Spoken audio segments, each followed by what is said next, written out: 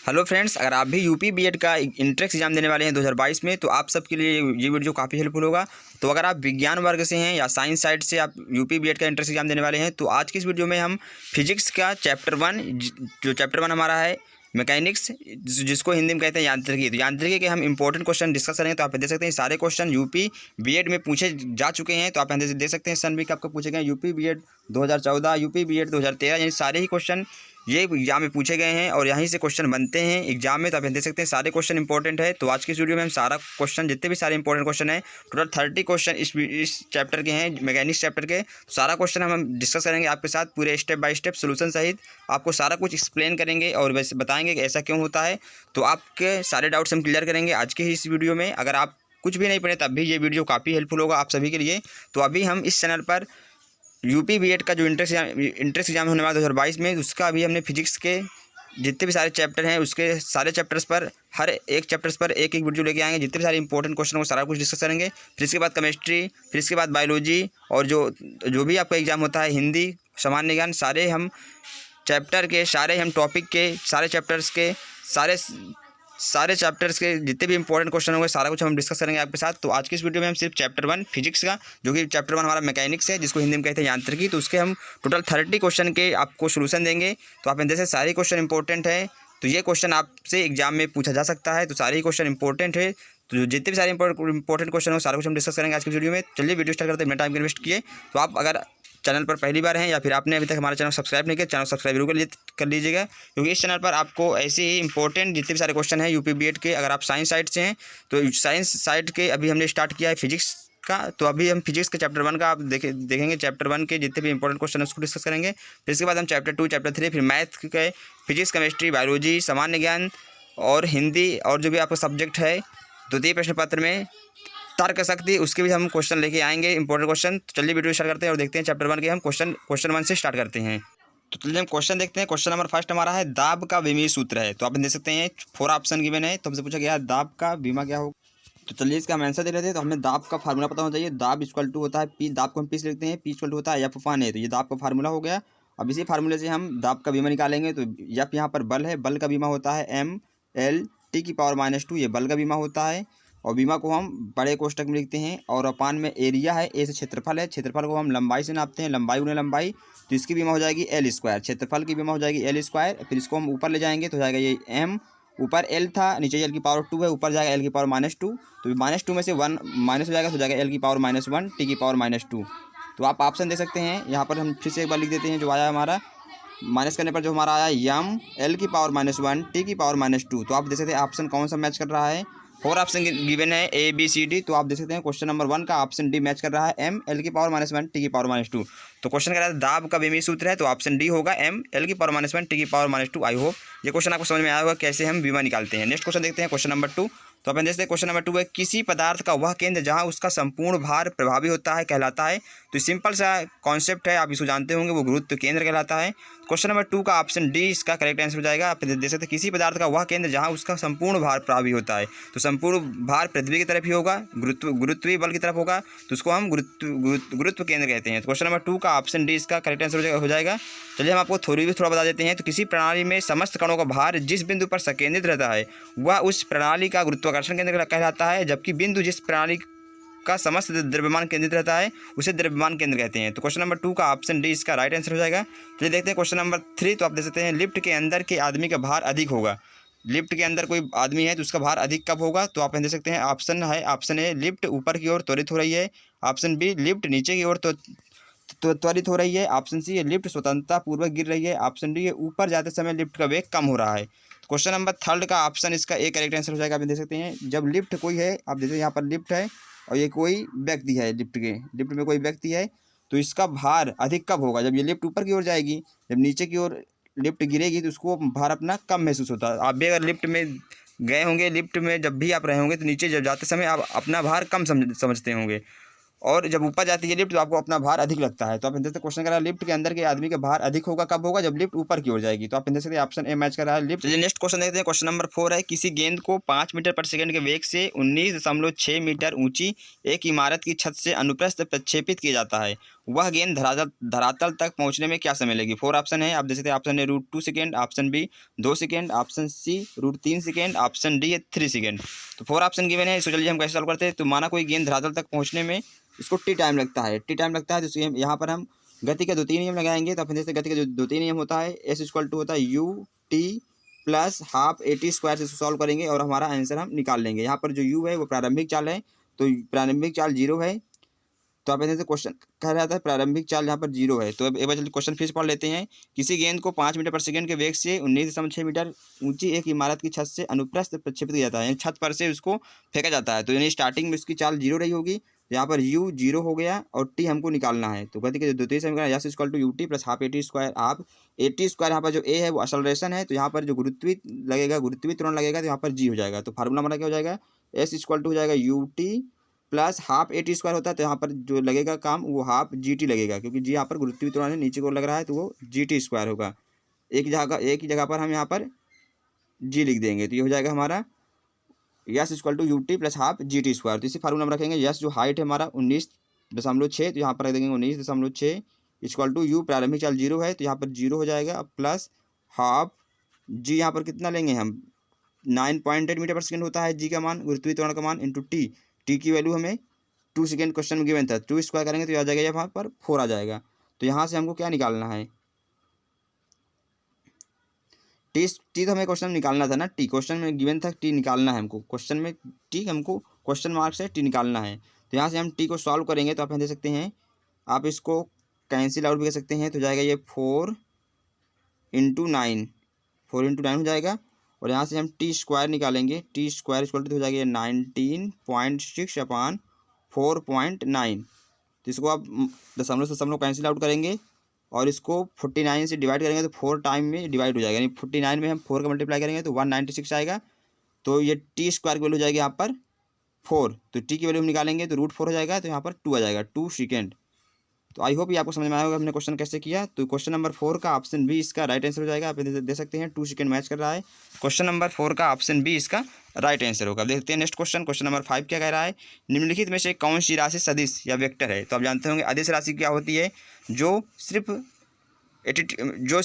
Magnitude देता है, मतलब जो सिर्फ परिमाण देता है, दिशा डायरेक्शन नहीं बताता है, उसको हम अदिश राशि कहते हैं। और जो क्वेश्चन से कह रहा था सदिश राशि में दोनों बताता है, मैग्नीट्यूड भी उसका होता है और डायरेक्शन भी होता है। तो ऑप्शन ए है विद्युत धारा, ऑप्शन बी है भार, ऑप्शन सी है ताप, ऑप्शन डी है चाल। तो भार जो होता है वो एक तरह का बल होता है। जैसे किसी पिंड का भार हम निकालते हैं उसको हम mg, जैसे कोई भी वस्तु है या कोई भी आप समझ लीजिए कोई भी आदमी यहाँ पर खड़ा है, अगर उसका भार 30 है तो नीचे तरफ जो लगता है वो 30g लगता है, यानी m इंटू जी। जो हम भार निकालते हैं mg से निकालते हैं, हम जहाँ पर पिंड का द्रव्यमान हो गया और जी यहाँ पर गुरुत्वीय त्वरण कार्य करता है। तो भार एक तरह का बल है और पृथ्वी की केंद्र की दिशा में खींचता रहता है। तो जहाँ पर जो भार है, भार डायरेक्शन भी बता रहा है, भार एक तरह का बल हो गया, बल जो है वो पृथ्वी तरफ खींचता है, तो दिशा भी बता रहा है और हमें वो मैग्नीट्यूड भी देगा। 30 किलोग्राम का है तो 30 किलोग्राम, तो ऐसे मतलब मैग्नीट्यूड भी दे रहा है और डायरेक्शन भी दे रहा है। तो एक तरह से हमारा जो भार है वो बल है और बल एक सदिश राशि होता है। तो क्वेश्चन नंबर 5 का ऑप्शन बी इसका करेक्ट आंसर हो जाएगा, यानी भार जो है वो वेक्टर क्वांटिटी है, जो वेट है वो वेक्टर क्वांटिटी है। तो क्वेश्चन नंबर 5 का ऑप्शन बी इसका राइट आंसर होगा। अब देखते हैं नेक्स्ट क्वेश्चन, क्वेश्चन नंबर 6 क्या है, श्यानता की एसआई इकाई है। ये क्वेश्चन यूपी बीएड 2014 में पूछा गया था। तो आप ऑप्शन दे सकते हैं, ऑप्शन ए है पॉइज, ऑप्शन बी है पास्कल, ऑप्शन सी है पॉइज जूली, ऑप्शन डी है इनमें से कोई नहीं। तो क्वेश्चन नंबर 6 का ऑप्शन ए इसका करेक्ट आंसर हो जाएगा, यानी श्यानता की एसआई इकाई होती है वो पॉइज होता है। तो क्वेश्चन नंबर 6 का ऑप्शन ए इसका राइट आंसर होगा। चलिए देखते हैं नेक्स्ट क्वेश्चन, क्वेश्चन नंबर 7 है। 10 ग्राम भार की एक गेंद एक कठोर सतह पर ऊर्ध्वाधर रूप से 3 मीटर पर सेकंड के वेग से टकराती है तथा उसी गति से वापस लौट जाती है। यदि गेंद सतह के संपर्क में 1/100 सेकंड तक रहती है तब गेंद द्वारा लगाया गया औसत बल है। Option A 1 newton, option B है 0.1 न्यूटन, ऑप्शन सी है 100 न्यूटन, ऑप्शन डी है 10 न्यूटन। तो चलिए इसको हम सॉल्व करते हैं। तो आप देख सकते हैं जो हमें पहले इसको हम सॉल्व करते हैं। क्वेश्चन क्या कह रहा था, 10 ग्राम भार की कोई गेंद है तो उसके जो m मास हो गया, आप देख सकते हैं 10 ग्राम है तो m इक्वल टू हो गया 10 ग्राम। ग्राम को हम किलोग्राम में चेंज करेंगे तो इसको हम 1000 से डिवाइड कर देंगे तो हो जाएगा 1 किलोग्राम कितना हो जाएगा 0.01 किलोग्राम। तो हम जो भी भार है उसको हम जो ग्राम थे उसको किलोग्राम में कन्वर्ट कर लिए। आप यहाँ देख सकते हैं यहाँ पर जो गेंद है अब एक कठोर सतह पर ऊर्ध्वाधर रूप से 3 मीटर पर सेकंड की वेग से टकराती है। तो अपन देख सकते हैं कोई ऊर्ध्वाधर यहाँ पर, तो ऊर्ध्वाधर ऊपर से आती है यहाँ पर, तो यू हो गई प्रारंभिक चाल वो 3 मीटर पर सेकंड है। और जो ये ऊपर जाएगी, टकराने के बाद ऊपर जाएगी, तो यहाँ पर जो दूसरी चाल होगी वो भी, मतलब जो अंतिम चाल है वो भी इक्वल हो जाएगा यहाँ पर -3 मीटर पर सेकंड, क्योंकि जहाँ पर डायरेक्शन चेंज हो चुका है। तो यहाँ पर यू की वैल्यू 3 मीटर पर सेकंड और वी की वैल्यू -5 मीटर पर सेकंड। एम की वैल्यू हमने आपको बता दिया, ग्राम में था उसको कन्वर्ट कर दिया किलोग्राम में, तो हो जाएगा 0.01 किलोग्राम। और यहाँ पर देख सकते हैं आप टाइम क्वेश्चन में गिवन है 1/100 सेकंड, तो यहाँ पर टाइम ले लेंगे 1/100 सेकंड। तो गेंद द्वारा जो आरोपित बल होगा उसका फार्मूला हम यहाँ पर लगाएंगे, F=mv-u/t। यह कैसे फार्मूला आया, जो हमारा बल होता है वो संवेग परिवर्तन की दर को हम बल कहते हैं। तो यहाँ पर जो मोमेंटम है वो मोमेंटम में चेंज ΔP/t, यानी change in momentum upon time equal to force होता है। तो यहाँ पर जो मोमेंटम है वो ΔP है, चेंज हो रहा है मोमेंटम में क्योंकि उसकी वेलोसिटी चेंज हो रही है। तो यहाँ पर हम लिख सकते हैं mv-mu, क्योंकि यहाँ पर वेलोसिटी चेंज हो रही है। तो इसी फार्मूले में रख के इसको सॉल्व करेंगे। तो आप भी इसमें सॉल्व करके सारे वैल्यू पुट करके सॉल्व करेंगे, तो यहाँ पर जो एफ की वैल्यू आएगी आप इसको सॉल्व करेंगे सारे वैल्यू रख कर। हमने आपको बता दिया वी, यू और एम और टी सारे वैल्यू बता दिया। इसको आप सॉल्व करेंगे सारे वैल्यू रख के, तो आ जाएगा 10 न्यूटन। यहाँ पर बल का मात्रक होता है न्यूटन, तो यहाँ पर न्यूटन आ जाएगा। और सॉल्व करेंगे तो आपको 10 मिलेगा। अभी हमने इसको सॉल्व किया रफ पर, तो आप भी करेंगे तो आपका भी 10 न्यूटन ही आएगा। तो क्वेश्चन नंबर 7 का ऑप्शन डी इसका मैच कर रहा है 10 न्यूटन। तो आप इसको सारे जो भी हमने आपको बताएं वैल्यू आप इसी फार्मूले में पुट करेंगे और इसको सॉल्व करेंगे, तो आपका आंसर 10 न्यूटन ही आएगा। तो आप एक बार इसको रफ पर करके चेक कर लीजिएगा, अगर नहीं आता तो आप कमेंट बॉक्स में जरूर बताएं। चलिए देखते हैं नेक्स्ट क्वेश्चन। क्वेश्चन नंबर 8 हमारा क्या कह रहा है, आप देख सकते हैं क्वेश्चन नंबर 7 हो चुका है। अब बढ़ते हैं क्वेश्चन नंबर 8 की तरफ। क्वेश्चन नंबर 8 है संवेग तथा बल में संबंध है। तो वही फार्मूला यहाँ पर भी लगेगा। संवेग और बल में क्या फ़र्क होता है, यानी क्या संबंध होता है।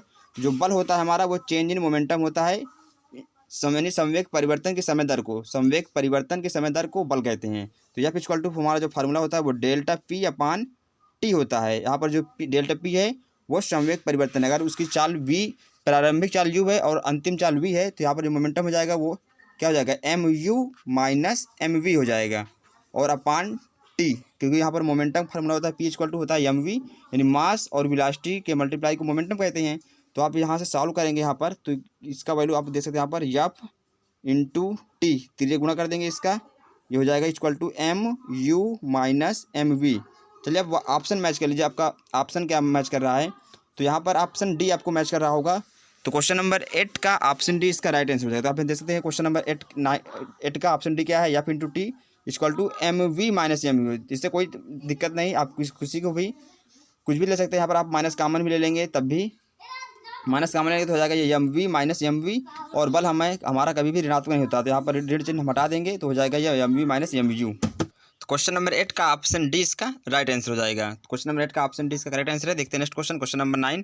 क्वेश्चन नंबर 9 है किसी नाव पर अधिकतम 1500 किलोग्राम का भार रखा जा सकता है। खाली नाव का 1/5 भाग जल में डूबता है, नाव का भार क्या है। तो हमसे क्वेश्चन कर रहा है जो नाव है वह अधिकतम भार 1500 किलोग्राम तक रख सकता है, उसके अलावा अगर हम रखते हैं तो नाव डूबने लगती है। तो आप यहाँ देख सकते हैं खाली नाव का 1/5 भाग जल में डूबता है, तो नाव का भार पूछा गया है। हमको नाव का भार निकालना है, तो हम मान लेते हैं नाव का भार W किलोग्राम है, तो भार को हम W लिखते हैं, तो W किलोग्राम मान लिए। तो इसका एक फार्मूला होता है W इक्वल टू होता है 1/5 ρg। और क्वेश्चन हमसे कह रहा था उस पर 1500 किलोग्राम का भार रखते हैं तो वह पूर्ण रूप से जल में डूब जाता है। तो जो न्यू भार हो जाएगा W भार तक रख सकता है, अगर हम 1500 रख देते हैं तो वो डूबने लगता है। तो इसको हम v ρg की इक्वल कर देंगे और इसको इक्वेशन 1 ले सकते हैं, आप इसको इक्वेशन 2 रख सकते हैं। और इसको आप जब डिवाइड कर देंगे, इससे जब डिवाइड कर देंगे इसको, तो जो इसका आंसर आ जाएगा यहाँ से आप डिवाइड करेंगे W plus 1500/W equal to v ρg से आप इसको डिवाइड करेंगे, यानी इक्वेशन 2 डिवाइड बाई इक्वेशन 1 कर देंगे। तो आप इसको सॉल्व करेंगे तो यहाँ पर जो W की वैल्यू आ जाएगी वो 375 किलोग्राम आएगा। तो आप इसको सॉल्व कर लीजिएगा। अभी हमने इसको रफ पर सॉल्व किया था, तो जो आंसर आ रहा है वो 375 किलोग्राम ही आ रहा है। तो आप भी इसको सॉल्व करके आंसर मिलाएंगे तो आपका ऑप्शन सी मैच करेगा। तो जो भी हमने दोनों क्वेश्चन बनाया, तो आपको भी 2 क्वेश्चन बना लेने हैं और इसको इक्वेशन सेकेंड से आपको इक्वेशन फर्स्ट में डिवाइड कर देना है या फिर भाग कर देना है। तो जल्दी देखते हैं नेक्स्ट क्वेश्चन। क्वेश्चन नंबर 10 है एक प्रकाश वर्ष कितने मीटर के तुल्य होता है। पहले हम जान लेते हैं प्रकाश वर्ष किसका मात्रक होता है। तो प्रकाश वर्ष दूरी का मात्रक होता है, यानी प्रकाश एक वर्ष में जितने भी चलती है उसको हम प्रकाश वर्ष कहते हैं। तो इसको हम कैसे निकालेंगे एक प्रकाश वर्ष। तो आप इसको निकालने के लिए यहाँ पर हम लिख देंगे एक प्रकाश वर्ष, आप लिख सकते हैं यहाँ पर एक प्रकाश वर्ष इक्वल टू कितना होगा, एक साल में 365 दिन होते हैं, तो आप इसको 365 ले लेंगे इंटू, यानी एक साल में 365 दिन और एक दिन में 24 घंटे होते हैं, 24 घंटे हो गए, और एक घंटे में 60 मिनट होते हैं, तो इसको मल्टी इंटू करके 60 लिख देंगे, और फिर एक मिनट में 60 सेकेंड होते हैं, और इंटू जो प्रकाश साल होती है निर्वात में 3 × 10⁸ होता है मीटर पर सेकेंड। तो आपको इसको सॉल्व कर लेना, जो भी हमने आपको बताया 365 × 24 × 60 × 60 × 5 × 10⁸ तो आप इसको पूरा डिवाइड करेंगे, पूरा मल्टीप्लाई करेंगे, तो इसका जो आंसर आ जाएगा आप देख सकते हैं यहाँ पर मल्टीप्लाई करेंगे आप, तो 9.46 इंटू 10⁻15 मीटर आ जाएगा। तो आप इसे सॉल्व करेंगे तो इतना ही आएगा। इसको हमने कैसे निकाला, एक प्रकाश वर्ष टू एक साल में 365 दिन होता है और एक दिन में 24 घंटे, तो आप इसको 24 कर देंगे। चलिए हम आपको फिर से बता देते हैं, एक साल में 365 दिन और एक दिन में 24 घंटे, 24 घंटे एक घंटे में 60 मिनट और एक मिनट में 60 सेकेंड, और इंटू मल्टीप्लाई जो प्रकाश साल होती है 3 × 10⁸, तो इसको पूरा मल्टीप्लाई कर देंगे तो जो आंसर हमारा आ जाएगा 9.46 इंटू 10⁻15 आएगा। तो आप इसको देख सकते हैं आंसर कौन सा मैच कर रहा है, इसका आप देख सकते हैं जो आंसर मैच कर रहा है ऑप्शन सी मैच कर रहा है। तो क्वेश्चन नंबर 10 का ऑप्शन 20 का मैच कर रहा होगा 9.46 इंटू 10⁻15। तो क्वेश्चन नंबर 10 का ऑप्शन 20 का राइट आंसर होगा। तो देखते हैं नेक्स्ट क्वेश्चन नंबर 11 है।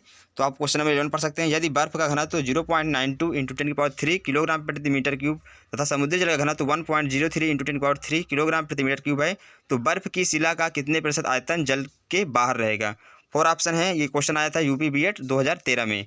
चलिए देखते हैं इसको हम कैसे सॉल्व करेंगे। तो आप जो यहाँ पर टिक लगाना है वो बर्फ के डूबे भाग का आयतन अपान बर्फ का कुल आयतन, तो होगा बर्फ का घनत्व अपान पानी के घनत्व। तो इसको हम इसी जो भी हमने आपको बताया क्वेश्चन इसमें रख देंगे। तो बर्फ के डूबे भाग का आयतन x मान लेते हैं और अपान बर्फ का कुल आयतन को हम 1 ले लेते हैं। कुल आयतन बर्फ का 1 है, इक्वल टू पानी का घनत्व कितना है, क्वेश्चन दे सकते हैं। क्वेश्चन में पानी घनत्व गिवन है आपको 0.92 इंटू 10⁻3 और इसको अपान में कर देंगे पानी का घनत्व। तो पानी का घनत्व कितना है क्वेश्चन में 1.03 इंटू 10⁻3। तो इसको आप सॉल्व करके यहाँ से x की वैल्यू निकालेंगे, तो यहाँ से हो जाएगा ये पॉइंट से पॉइंट काट देंगे, हो जाएगा तो ये 12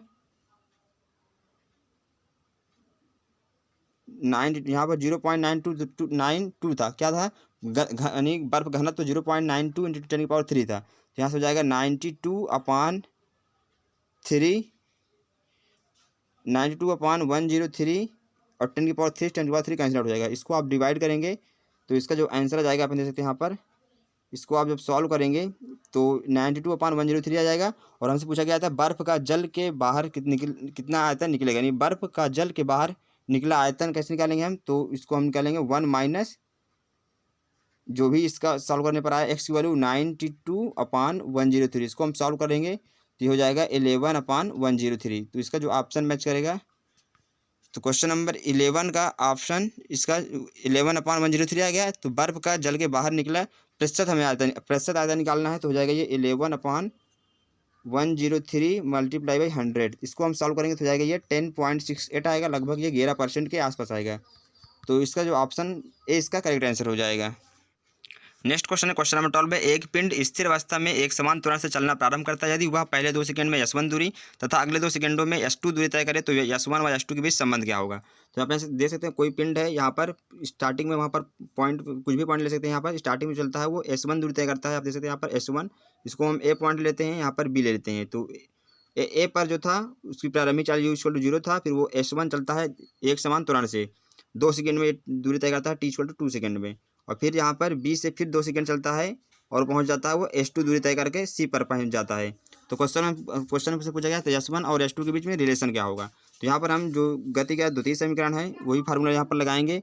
तो गति का द्वितीय समीकरण होता है यस, यानी जो दूरी तय किया yes = ut plus half a² तो इसी फार्मूले में हम रखेंगे हाफ a² तो चलिए हम इसी फार्मूला रखते हैं। स्टार्टिंग में वो s1 दूरी तय करता है, तो यहाँ पर दूरी हो जाएगी s1 = यहाँ प्रारंभिक चार्ज = 0 है तो u × t 0 हो जाएगा, और ये आ जाएगा हाफ a, मतलब असलरेशन क्या था उसका, तो आप देखते क्वेश्चन में एक समान असलरेशन था, यानी कांस्टेंट असलरेशन है। तो a × t कितना टाइम लगा 2 सेकेंड, तो 2 का स्क्वायर करेंगे तो हो जाएगा ये 4।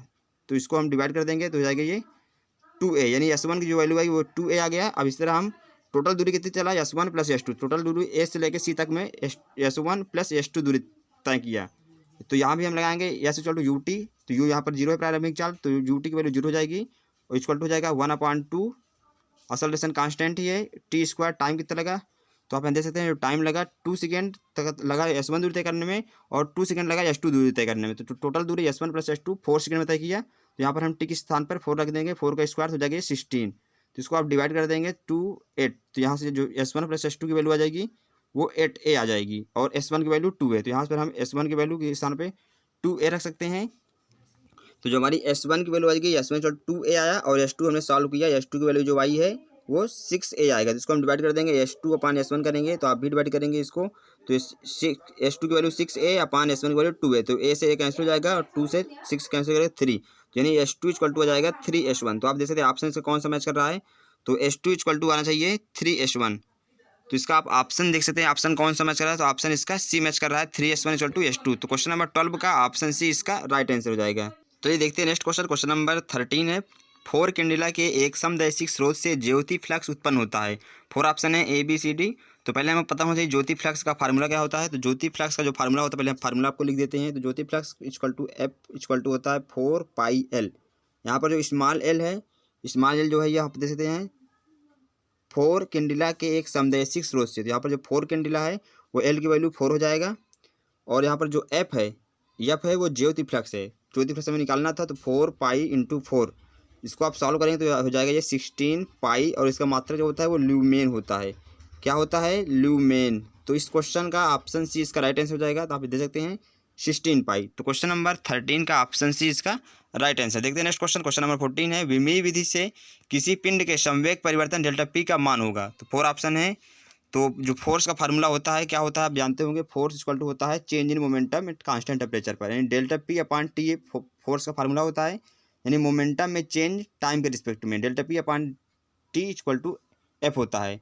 तो क्वेश्चन हमसे पूछा था विमीय विधि से किसी पिंड के संवेग परिवर्तन ΔP का मान होगा। तो क्वेश्चन वगैरह विमीय विधि से हमें निकालना है, तो हमें सॉल्व तो करना ही नहीं है, तो इसको हम शॉर्टकट में भी निकाल सकते हैं। ΔP = हो जाएगा ये F × T। अगर इसको हमें सोल्यूशन सहित करना था तो इसको विमीय विधि से करेंगे। विमीय विधि से कैसे करेंगे, पहले मोमेंटम का हम निकाल लेंगे विमा। तो चलिए हम आपको दिखा देते हैं, विमीय विधि से भी निकाल के हम दिखा देते हैं कैसे निकालेंगे। तो पहले हम निकाल लेते हैं विमा ΔP का निकालेंगे। तो ΔP = फार्मूला होता है M × ΔV होता है।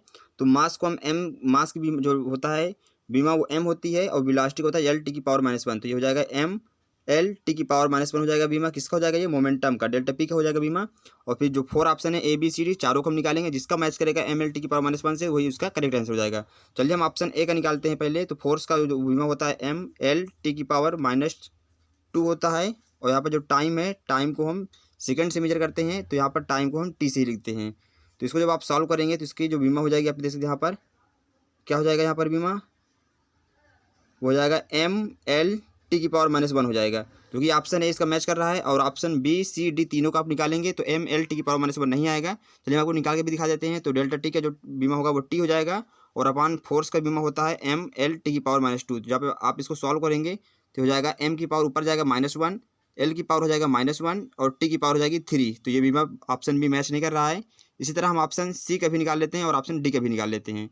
तो ऑप्शन सी है F/ΔT। तो F की जो बीमा होती है वो ML⁻2 होता है और अपान में ΔT है तो टाइम का होता है T। तो इसको हम सॉल्व करेंगे तो ये भी हो जाएगा ML⁻3। तो ऑप्शन सी का भी बीमा नहीं मैच कर रहा है, ऑप्शन B का भी बीमा नहीं मैच कर रहा है, ऑप्शन D का भी बीमा नहीं मैच करेगा। इसको हम कैसे निकालेंगे, यहाँ पर जो ΔP है पहले फोर्स से निकालते हैं। ML⁻2 बीमा जो होती है वो ΔP के बराबर होनी चाहिए और ΔP के बराबर होनी चाहिए, यानी इसका भी मैच नहीं करेगा।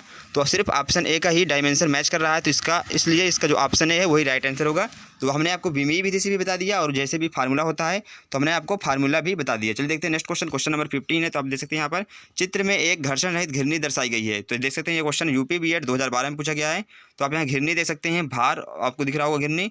तो इसका ऑप्शन ए 50%, ऑप्शन B है अत्यंत सूक्ष्म, ऑप्शन C है एकांक, ऑप्शन D है 1 से कम।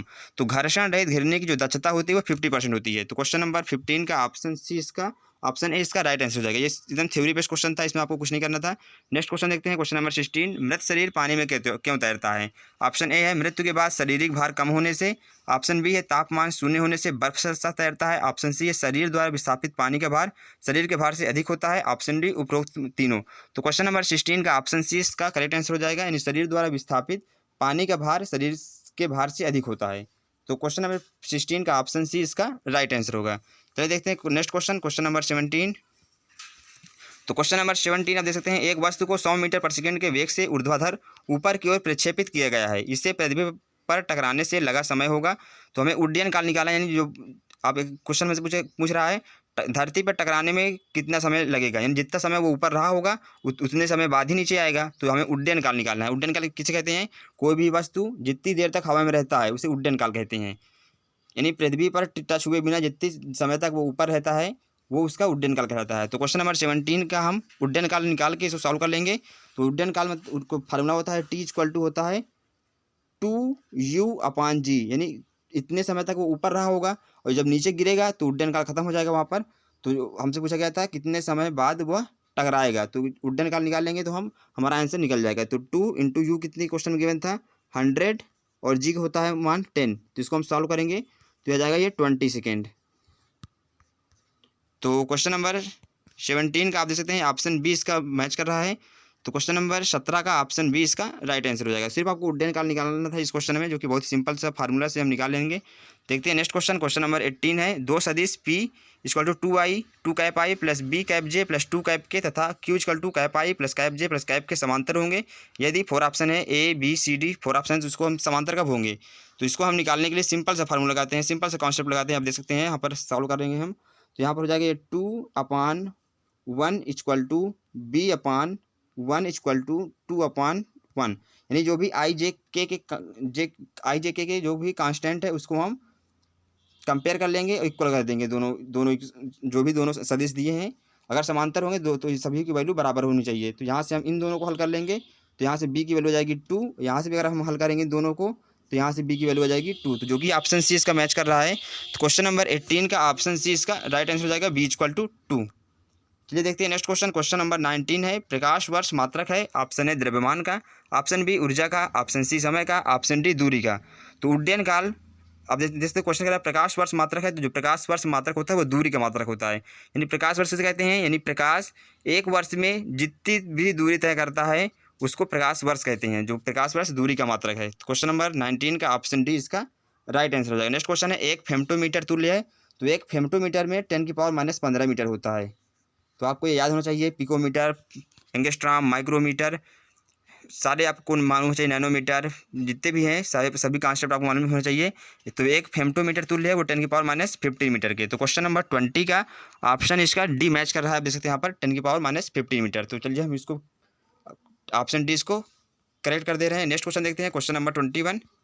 चलिए देखते हैं नेक्स्ट क्वेश्चन। क्वेश्चन नंबर 21 है, एक पिंड पर जब नियत बल लगाया जाता है तब निम्न में से कौन सी राशि नियत रहेगी।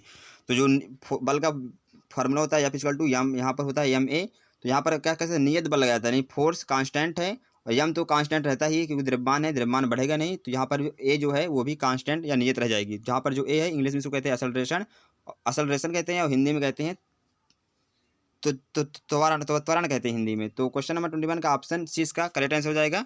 चलिए देखते हैं नेक्स्ट क्वेश्चन। क्वेश्चन नंबर 22 है, निम्न ग्राफों में कौन सा ग्राफ सूर्य के चारों ओर किसी ग्रह की गति को निरूपित करता है। तो यहाँ पर हम कैपलर्स का जो नियम आपने पढ़ा होगा, कैपलर्स के नियम के अनुसार क्या होता है, T² जो होता है वो प्रोपोर्शनल होता है r⁻³ के। तो इसका जो ग्राफ मैच करेगा तो आप देख सकते हैं ग्राफ इसका ऑप्शन सी जो इसका ग्राफ है वो करेक्ट आंसर हो जाएगा। नेक्स्ट क्वेश्चन, क्वेश्चन नंबर 23 है, एक प्रक्षेपी गति में उसका वेग ऑप्शन ए है उसके त्वरण के सदैव लंबवत रहता है, ऑप्शन बी है उसके त्वरण के लंबवत कभी नहीं होता, ऑप्शन सी है उसके त्वरण के केवल एक स्थिति में लंबवत होता है, ऑप्शन डी है दो स्थितियों में उसके त्वरण के लंबवत होता है। तो क्वेश्चन नंबर 23 का ऑप्शन सी इसका करेक्ट आंसर हो जाएगा, उसके त्वरण के केवल एक स्थिति में लंबवत होता है।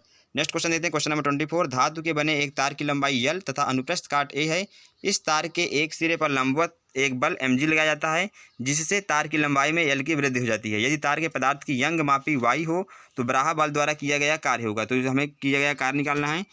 तो जो यंग मॉडुलस होता है, यंग मॉडुलस यानी y = इसका फार्मूला होता है F/A, स्ट्रेस अपॉन स्ट्रेन होता है। तो यहाँ पर स्ट्रेस हो जाएगा F/A और स्ट्रेन होता है ΔL/L। तो आप इसको small l upon capital L भी लिख सकते हैं।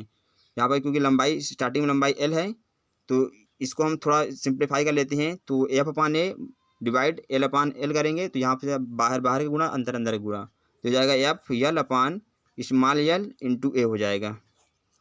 अब हमें यहाँ पर फोर्स निकाल लेंगे, यहाँ पर त्रिज्यक गुणा करके निकाल सकते हैं, यहाँ पर ट्रांसफर कर देंगे। यहाँ पर AL डिवाइड में है तो यहाँ पर यंग मॉडुलस से मल्टीप्लाई हो जाएगा YAL/L हो जाएगा। तो यहाँ से हम फोर्स निकाल लिए F = YA/L × स्मॉल l। तो हमें पूछा गया है कार्य यानी किया गया कार्य है, ब्राहा बल द्वारा किया गया कार्य। तो किया गया कार्य का बल होता है बल, किया गया कार्य DW इक्वल टू होता है बल गुणित विस्थापन। तो F इंटू विस्थापन होता है DL। तो इसको हम सिंप्लीफाई कर लेते हैं। यहाँ पर जो F की वैल्यू भी हमने निकाला यंग मॉडुलस से, F इक्वल टू यहाँ पर वैल्यू पुट कर देंगे YA upon capital L into small L into DL। अब इसको इंटीग्रेट कर देंगे, दोनों तरफ इंटीग्रेट कर देंगे, और जो यहाँ पर होगा वो 0 से L लंबाई तक करना है हमको। तो DW का इंटीग्रेट करेंगे तो हो जाएगा ये W, यहाँ पर जो कांस्टेंट उसको बाहर निकाल लेंगे YA अपान L, और L का इंटीग्रेट L DL का हम करेंगे, L का इंटीग्रेशन करेंगे तो हो जाएगा L स्क्वायर अपान 2, जो भी लिमिट है 0 से L तक वो लिमिट हम यहाँ पर पुट कर देंगे। तो आप इसको सॉल्व करेंगे तो यहाँ से हो जाएगा A अपान 2L आ जाएगा। यहाँ पर 2 डिवाइड है तो इसको बाहर निकाल लेंगे। चलिए एक लाइन इसको हम एक स्टेप और लिख देते हैं। तो यहाँ पर हो जाएगा ये A upon 2L YL square, क्योंकि लिमिट एक बार हम L स्क्वायर रखेंगे, एक बार लिमिट 0 रखेंगे, तो L स्क्वायर माइनस 0 का स्क्वायर तो 0 ही आ जाएगा। तो A upon 2L into L square. तो आप इसका ऑप्शन भी मैच कर सकते हैं। तो क्वेश्चन नंबर 24 का ऑप्शन आपको ए मैच कर रहा होगा, देख सकते हैं यहाँ पर A upon 2L into YL square. तो क्वेश्चन नंबर 24 का ऑप्शन ए इसका करेक्ट आंसर हो जाएगा। देखते हैं नेक्स्ट क्वेश्चन, क्वेश्चन नंबर 25 है, कंपाइलर कौन सी त्रुटियों को इंगित करता है? ऑप्शन ए सिंटेक्स त्रुटियां, ऑप्शन बी सिमेंटिक त्रुटियां, ऑप्शन सी तार्किक त्रुटियां, ऑप्शन डी आंतरिक त्रुटियां। तो क्वेश्चन नंबर 25 का ऑप्शन ए इसका करेक्ट आंसर हो जाएगा सिंटेक्स त्रुटियां। तो क्वेश्चन नंबर 25 का ऑप्शन ए इसका राइट आंसर होगा। देखते हैं क्वेश्चन नंबर नेक्स्ट 26, किसी वस्तु की अधिकतम चाल कितनी हो सकती है? तो किसी भी वस्तु की अधिकतम चाल प्रकाश से चाल के बराबर हो सकती है, प्रकाश की चाल से ज़्यादा नहीं हो सकती है।